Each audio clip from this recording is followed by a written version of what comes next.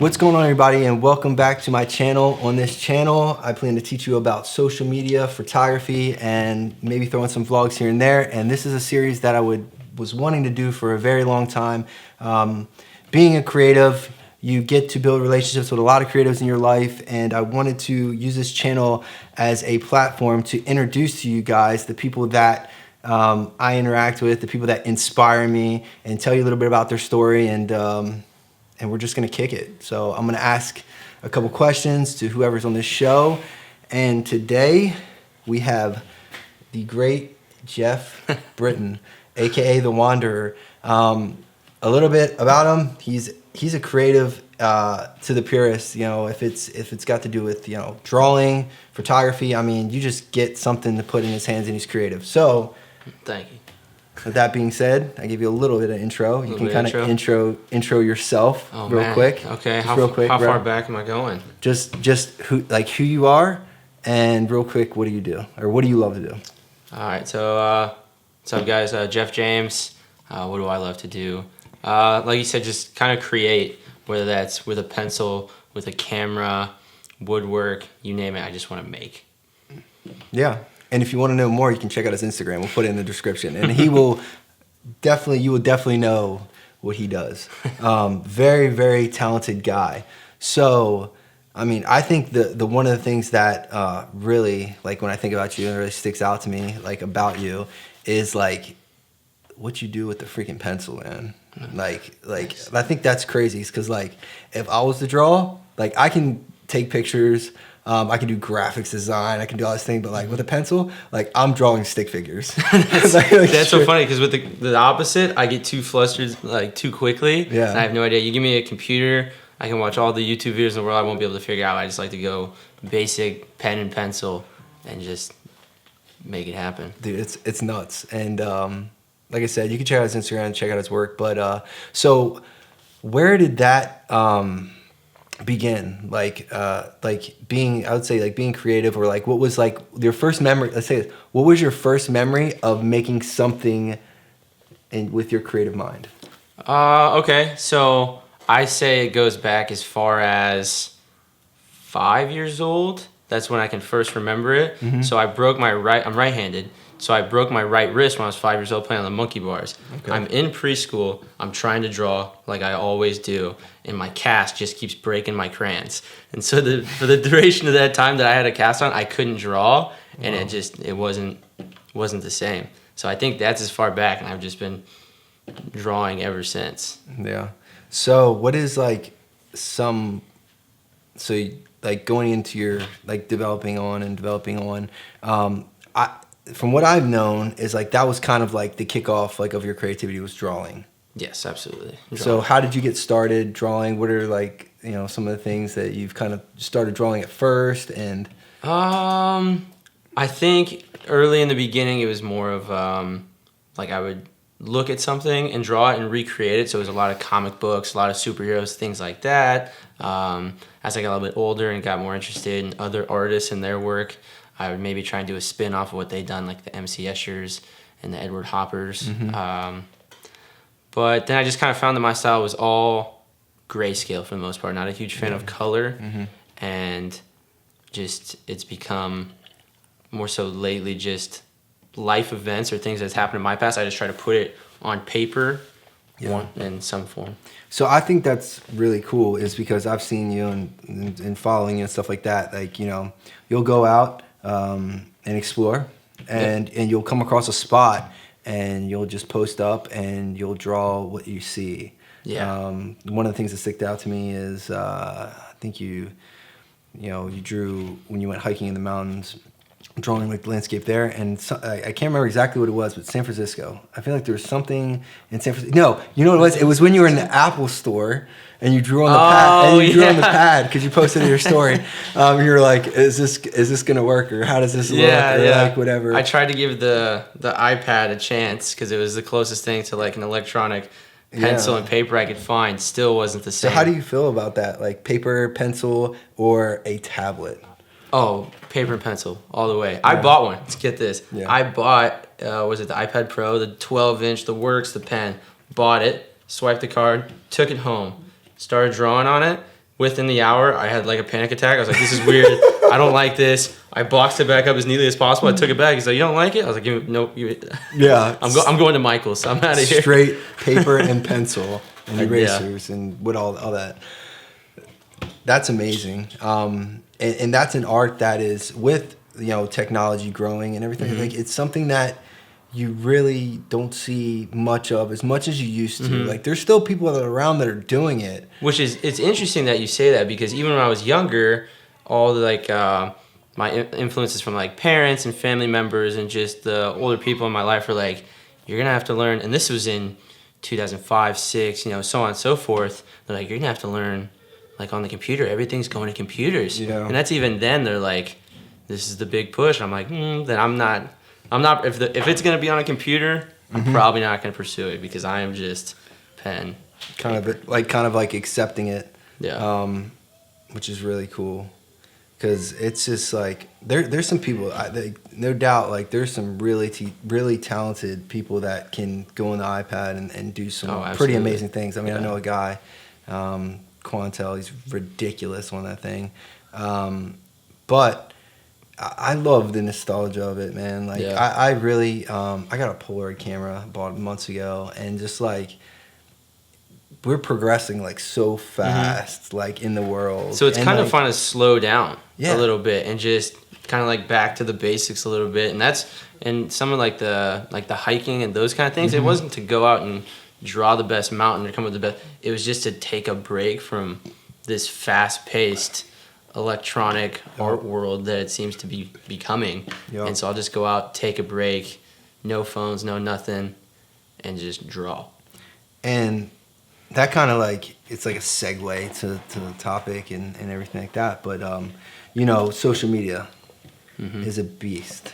Social media is a monster, and it's an unforgiving monster. And it really robs us of that.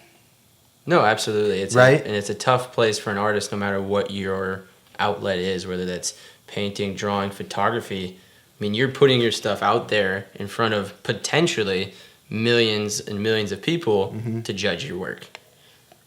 It's not like, oh, that's really good, or get one or two occasional negative. You can put it out there and the whole world can be like, that's not good. And it's like, you may love it. Yeah. But all of a sudden you're like, maybe I'm not getting, it plays this weird mind game with creators. And also like the finishing product too is like, you may spend, and because I know this, there's been videos that I've spent hours on in this channel. You scroll down, you can see them, that I've spent hours on creating, and they're consumed like that. And then people move on. Yeah. Right? So it's like back in the day, the famous paintings, the famous films, the famous whatever, got to hang on for a little bit. They got to like ride it out for a little bit. Yeah. But now it's like, what's next? Yeah, we need like more. That picture was great. Like, not like, comment, not comment, whatever. Yeah. And then like what? All right, next scroll. Which puts this weird pressure on you, and then your ideas are forced and far less organic, and it's just not the same. You're not producing the same product. Yeah. It's rushed, and it's probably not from. If you're trying to fill a need for content rather than fill your need to create, you just feel this pressure to like make it for them rather than for yourself. Yeah, and we were talking about this before we started filming this, and I think it's like both of us are on like at that level that we're like, man, screw the monster of social media. Like, let's just create what we want to create. Let's put out what we want to put out, and just the like the nostalgia of it, the slowing down of it. Yeah, you get too. I mean, for me personally, you get so wrapped around the numbers, the likes, the comments, the you name it, the followers, and it's just you're getting burnt out. You're like, you may think you're putting your heart and soul in it, like, why aren't I getting the likes? Why aren't I getting this? Maybe I should change it. Maybe they'll like this more. Maybe they'll like this, and then it's not you anymore. You've gotten so far away from why you started doing it or why you started creating and what you want to create that you're like, 100%. wait. This is supposed to be a hobby. This is supposed to be fun, and I'm not making it for other people. So why am I so concerned about their double tap? Yeah, dude, that's like so true because like like when I post or when I create a photo or when I do this, like I try to explain this, or when I like if I'm posting like motivational or inspirational stuff, like I told this to a lot of once in a while I'll tell it to someone like, dude, that's like stuff for me first. And I like it, so I'm gonna share it like with you. Like I want to share it with you, and I do believe that don't get wrapped up in the likes and comments because they're action buttons, you know, and maybe people don't feel like taking action that day. Yeah, You know what I'm saying? Oh, So it doesn't I'm mean totally guilty of it. it doesn't mean that they don't like appreciate like what you're doing and they didn't see what you were doing or whatever. So it's like this double-edged sword. Yeah. Because like we're living in this age where we gotta like, you know, we're being, you know, scrutinized in social media or the tempo of growing and what's next and what's next. But at the same time, we have this like amazing platform, right? The monster, and it's amazing, right? Right. That we can share our stuff like with the world. And to be honest, like we would not be sitting here today if it wasn't for social media. Yeah. Oh, I mean, yeah, no, true. We never would have met. Is that what? Yeah. Yeah, no, we wouldn't have met if it wasn't for social media. Maybe the Marine Corps, one way or another, would have worked its magic. I don't even remember how that happened. Like I don't remember how that happened. Like I like how I came across your post. Oh, I think it would have been something like you just maybe a hashtag, or maybe I was on the Explore page or something, and it was before you moved to California. Yeah, and you were posting stuff, and you had a twin brother, which was another story. Maybe you should come back. Yeah. But you know, and it was like, and I kind of started following you on your stories and be like, hey, he's coming to Cali, and like, oh, this is a creative dude, like, and then you know, ran into you at the gym. Yeah, I remember that. You know what I'm saying? So like, it's this double-edged sword where it could be something that if you live and die by the sword per se, right? Okay. That it's going to make your life like really hectic if you use it for networking and meeting people and not just like doing it on social media. Like it can be something like really, really cool. Yeah, like you know, like I mean, it's like, a tool. It's all about how you use the tool. If you use it properly, Yeah. it's the best thing ever. If you don't, it can really mess with you, your work, yeah, just everything. So like that's like, so if you didn't know, like we met on freaking Instagram. Yeah. Right, like that's how we're here today, and we've done photo crazy. shoots together. We've done all sorts of stuff. We got more to come too. Yeah. To do that, maybe we'll do a video sometime with that and doing that. But like that's the things that you got to look at. Like look at building relationships with people on social, not just so many being people. just not just observing. Because Yeah. you know, don't be a little creeper. like, you know what I'm saying? Like don't be a little creeper that's just like, I know this person's life, but I'm not gonna say anything to them. Yeah, we'll never actually. Yeah, Like if that's cool, like whatever, right? But just know, like he said, it's a tool, and it's a tool that you can use to build relationships with great people. I'm very thankful in the relationship we build and the stuff that we've created over the time that we've known each other, and it's just, you know, it's just the beginning. So we'll wrap this up here, and I would say your advice for creatives in 2019 in regards to social. Like you're talking to yourself right now. All right. You know what I'm saying? The advice that you're giving yourself and where you're at right now.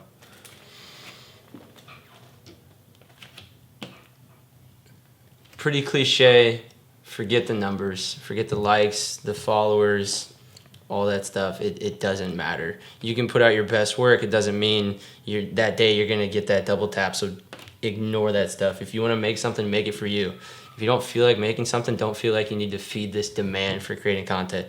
Make things and create things because you want to. Forget the rest. Do it for you. Absolutely. Like I think that's like 100%. I think Do it that's for something you. I've gotten back to very recently, and like mentally, like everything's just happier, and there's like this weight lifted off my shoulders, and it's far less stressful. I just make it for me and not for other people. If other people like it, great. If they never see it, oh well. Yeah, I can relate. I can definitely relate. So I hope you guys have enjoyed this interview with Jeff here. If you would like to check him out and follow him and see his true story, and he does a great job at documenting his life through Instagram. I'll put the links to his YouTube channel, which is actually pretty interesting. A couple good videos you should see on there too, and also his Instagram here below. We appreciate you guys watching, and please feel free to leave a comment, ask any questions that you may ask, and we hope that this brought you some kind of value. We had fun chilling and kicking it like we always do when we hang out. Always a good time. But we appreciate you guys watching. Hit the like button. It archives it, right, to your videos in case you want to show this to somebody or you want to see it again later. And hit that subscribe button if you want to see more stuff like this or stuff about social media, photography, or just get to know us in this journey or myself in this journey as much as possible. Thank you guys, and we'll see you next time.